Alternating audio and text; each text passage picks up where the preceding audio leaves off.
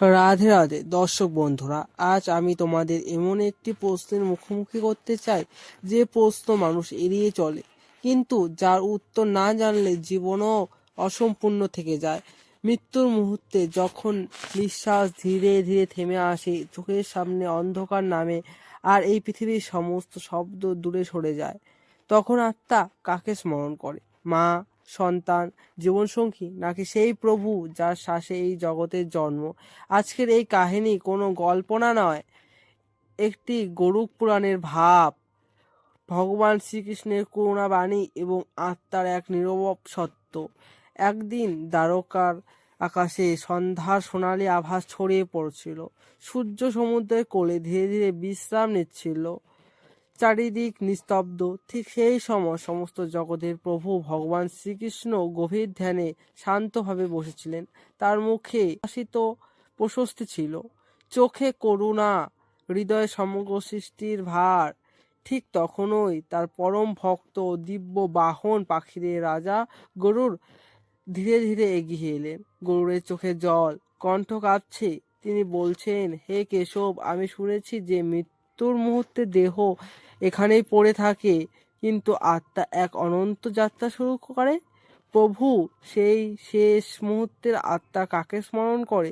সে কি তার মায়ের ভালোবাসা খোঁজে? সে কি সন্তানের ভবিষ্যৎ নিয়ে ব্যথিত হয়, নাকি জীবন সঙ্গী অসম্পূর্ণ ভালোবাসার জন্য কাঁদে? এই পৃথিবীতে আত্মার সবচেয়ে কাছের কে? এই প্রশ্ন শুনে সমস্ত দিক যেন আবার নীরবে থেমে গেল।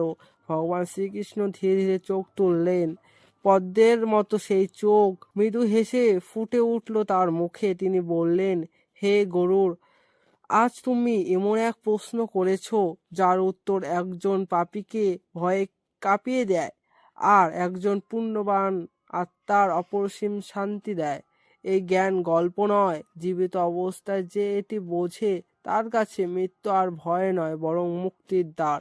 শ্রীকৃষ্ণ বললেন, হে গরুড়, যখন জীবন শক্তি শরীরে ছেড়ে যায়, আত্মা এক প্রচণ্ড ধাক্কা অনুভব করে। সেই মুহূর্তে এতটাই আকস্মিক যে আত্মা কিছু সময় বুঝতেই পারে না তার শারীরিক জীবন শেষ হয়ে গেছে। এতটাই আত্মার প্রথম পর্যায়, সম্পূর্ণ বিভ্রান্তি। আত্মা দেখে নিজের দেহ পড়ে আছে নিস্তেজ, পরিচিতি মানুষের কান্না, শোক, আহাজারি।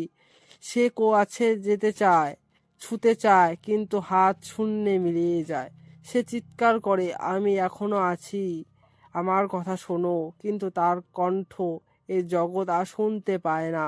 শ্রীকৃষ্ণ বলেন, হে গরুড়, আত্মা কোনো সম্পর্কের দ্বার নয়, সে আবদ্ধ থাকে আসক্তি ও সংস্কার দ্বারা।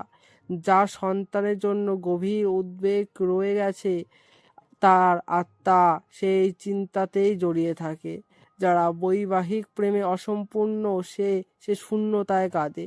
যার লোভ, সম্পত্তি, অহংকার রয়ে গেছে, সে নিজের ঘর, জমি, স্মৃতির চারপাশে ঘুরে বেড়ায়। আত্মা ঠিক সেদিকেই যায় যেখানে তার বন্ধন সবচেয়ে শক্ত। শ্রীকৃষ্ণ আরও বলেন, আত্মার পরবর্তী যাত্রা সম্পূর্ণ নির্ভর করে তার কর্মের ওপর। তিনি অধর্মের জীবন কাটিয়েছেন, তার কাছে মৃত্যুর দুর্দশা ভয়ঙ্কর রূপে আবির্ভূত হয়।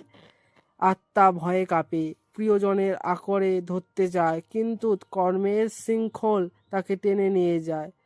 আর যিনি হরিনামের আশ্রয় করেছেন, তার জন্য আসে দিব্য আলো। দেবদূতেরা শ্রদ্ধায় তাকে রক্ষা করেন। শ্রীকৃষ্ণ বলেন, গরুড় পুরাণে বলা হয়েছে, মৃত্যুর পর প্রথম 13 দিন আত্মার জন্য অত্যন্ত গুরুত্বপূর্ণ।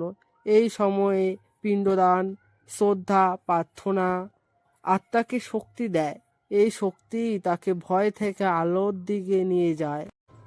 গরুড় জিজ্ঞাসা করলেন, প্রভু, আত্মারা কি আমাদের কোনো সংকেত দেয়? শ্রীকৃষ্ণ উত্তর দিলেন, হ্যাঁ, কখনো পরিচিতির সুগন্ধ, কখনো হঠাৎ শীতল বাতাস, কখনো প্রদীপ নড়ে ওঠা শিখা, কখনো স্বপ্নে কোনো বার্তা। এগুলো আত্মার নীরব ডাক। তারা চায় তাদের স্মরণ করা হোক, যাতে তাদের আসক্তি ভেঙে যায়। শেষে শ্রীকৃষ্ণ বললেন, হে গরুড়, এই দেহ, এই সম্পদ, এই পৃথিবী সব এখানেই থেকে যাবে, কেবল হরিনাম সেই নৌকা, সেই আত্মাকে অস্তিত্বের সমুদ্রে পার করায়। জীবনে যত বেশি নামস্মরণ, মৃত্যুর সময় তত বেশি নির্ভীকতা। সে ঘুরে বেড়ায় না, সে কষ্ট পায় না, সে সরাসরি আমার আশ্রয়ে আসে। এই কথা শুনে গরুরের হৃদয় শান্ত হয়ে গেল। মৃত্যুর আর ভয় নয়, বরং এক পবিত্র মিলন। বন্ধু, এই জ্ঞান শুধু শোনার জন্য নয়, জীবনে ধারণ করার জন্য।